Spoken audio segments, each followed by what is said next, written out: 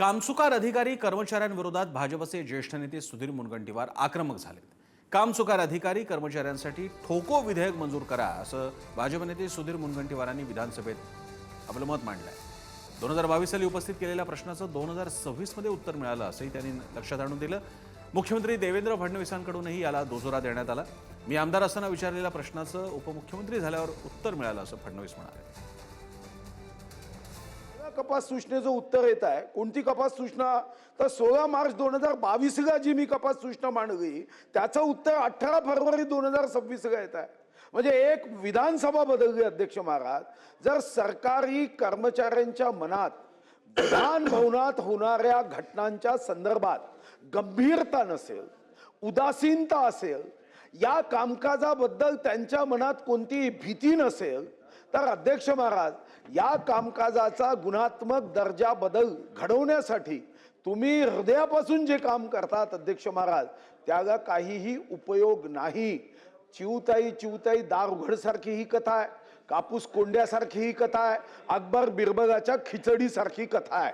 अध्यक्ष महाराज माझी आपल्याला आग्रहाची विनंती आहे की आपण एक दुसऱ्या तरुण अध्यक्ष आहात, तुमच्या नेतृत्वामध्ये विधिमंडळाचा दर्जा हा गुणात्मक बदल व्हायचा असेल तर तुम्हाला समोरचा तो चांदीचा जो दंड आहे त्याचा उपयोग करावाच लागेल।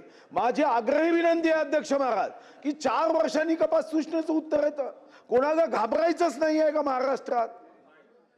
आपल्याला अशा पद्धतीने उत्तर अपेक्षित आहेत का? अजूनही लक्षवेधीची उत्तर आली नाही अध्यक्ष महाराज, लक्षवेधीची उत्तरं आलेली नाही। मग आपल्याला कमीत कमी अशा कामचुकार कर्मचाऱ्यांना ठोको विधेयक 2026 पास करावं लागेल।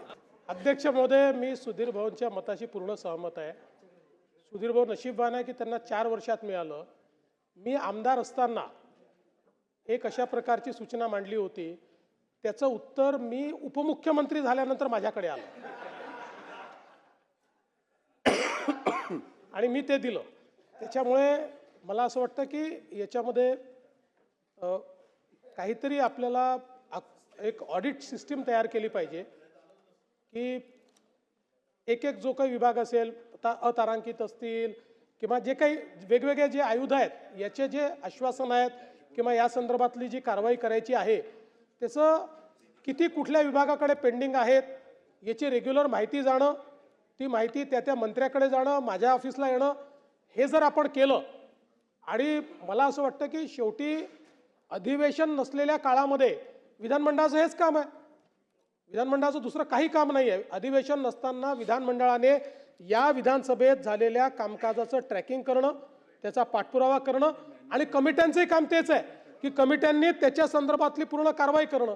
तर मला वाटतं की एकदा आपण याचा गांभीर्याने एकदा आपण स्वतः आढावा घेऊन आणि या संदर्भात आता टेक्नॉलॉजी इतकी चांगली झालेली आहे की सगळ्या गोष्टी आपल्याला ट्रॅक करता येतील, याचा एक ट्रॅकिंग प्लॅटफॉर्म हा आपण तयार करावा अशी आपल्याला विनंती आहे।